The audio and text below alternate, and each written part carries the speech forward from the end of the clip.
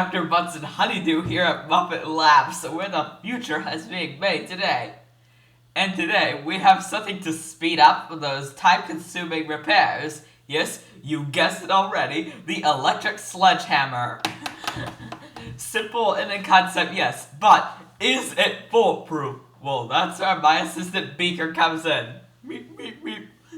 Very good, Beaker, right on cue. Now, when I put machine in, you press the start button and it will drive this stubborn old nail to Kingdom Come. Meep. Go. Oh dear. Smoky. Oh, thank you, Beaker. Now you've broken it. Smoky.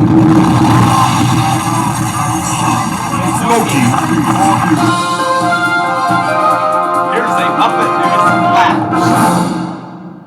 Muppet Labs has announced the escape of their new electric sledgehammer, which is believed to be roaming the city on a very long extension cord. There is no need to panic, however, since the hammer only attacks really wimpy nerds.